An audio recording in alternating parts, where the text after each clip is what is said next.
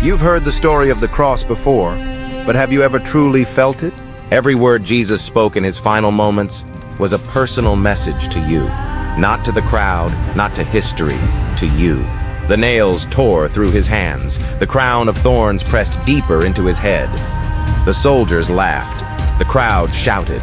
I think of Stephen, the first Christian martyr, being stoned to death, and with his last breath praying, Lord, do not hold this sin against them. I think of a mother in the Philippines whose son was murdered, and in court, she embraced the killer and said, I forgive you, because Christ forgave me. That's what Jesus does. Even in your worst sin, he whispers, Father, forgive. And his first words were, Father, forgive them. Two criminals hung beside him, both guilty. One mocked, one believed.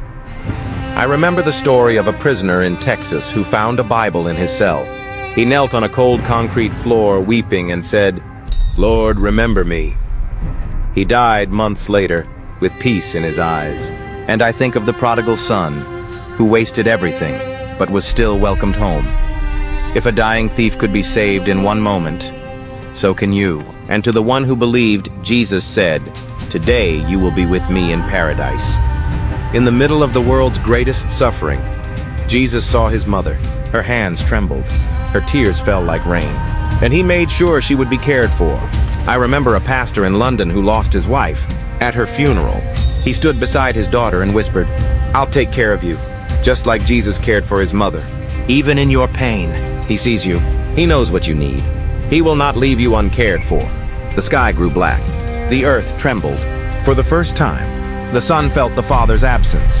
He carried every sin, every lie, every betrayal, every shame, so you would never have to be forsaken. I think of Job, sitting in ashes, feeling abandoned, yet still clinging to God.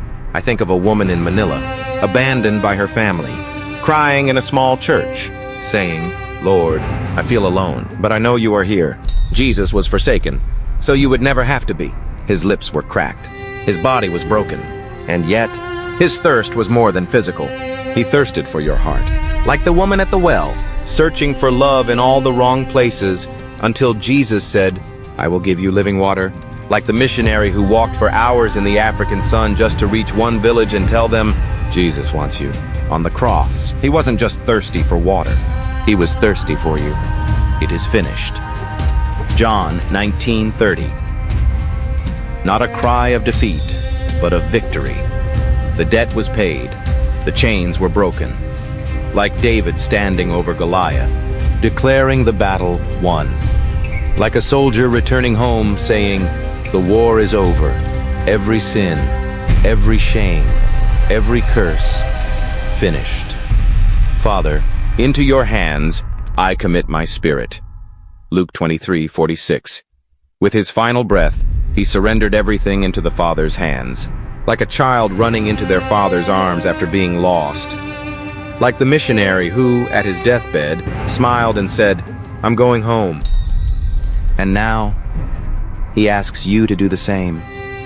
Place your life in his hands. You will be safe there, forever. They thought it was over. The stone was sealed. But on the third day, light broke the darkness. The tomb was empty, and the same Jesus who died for you lives for you.